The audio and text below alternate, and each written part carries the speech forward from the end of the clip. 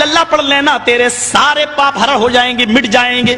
یہی تو اللہ کے نبی نے کہا تھا ان الاسلام یہدم ما کان قبلہ، اسلام لے آؤ۔ اسلام کب لایا جاتا ہے؟ جب کلمہ پڑھا جاتا ہے۔ ما کان قبلہ، جتنے بھی گناہ تم نے کیے ہیں سارے کے سارے گناہ معاف ہو جائیں گے۔ جو کلمہ تم پڑھتے ہو وہی تو وہ بھی پڑھتے ہیں، فرق اتنا ہے۔ دلیل کیا ہے؟ تم کھڑی مورتی کی پوجا کر رہے ہو، وہ پڑی مورتی، ایک پڑی مورتی کی ایک کھڑی مورتی کی۔ یہ شنکر بھگوان کی مورتی ہے، یہ بڑے پیر صاحب کا یا نظام الدین اولیاء کا مزار ہے، یہ احمد رضا خان کا مزار ہے۔ یہ کھڑی مورتی ہے، یہ پڑی ہے۔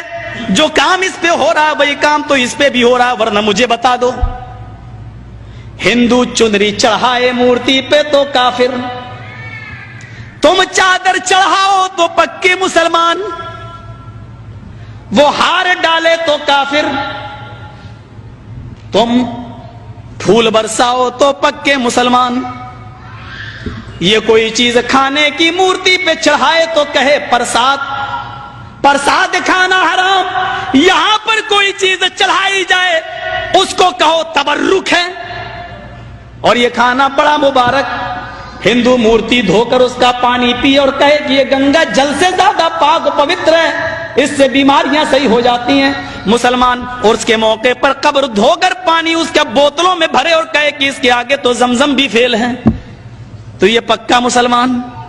جو کام اس پہ ہو رہا ہے وہی کام تو اس پہ ہو رہا ہے۔ اور آج میں فتویٰ دینے کا آدمی نہیں ہوں، لیکن آج جذبات میں ہوں، میں یہ فتویٰ دے کے چلا جاتا ہوں۔ میرے پیارے ساتھیوں، اللہ کی قسم، اگر بھارت کے اور پاکستان کے، ہندوستان اور پاکستان کے، ہندوستان کا یہ 20 کروڑ مسلمان اور پاکستان کا وہ 15 کروڑ 10 کروڑ مسلمان، اگر یہ چادر چڑھانے کے بعد، چنری چڑھانے کے بعد، تبرک کھانے کے بعد اگر یہ جنت کے اندر چلا گیا تو کعبے کے رب کی قسم کھا کے کہتا ہوں کہ بھارت کا 60 کروڑ ہندو بھی ایک ایک کر کے جنت میں چلا جائے گا۔ اور اگر بھارت کا ہندو جنتی نہیں ہے تو اتنا یاد رکھنا کہ پھر تم اپنے مسلمان ہونے کا سرٹیفکیٹ پیش کرو۔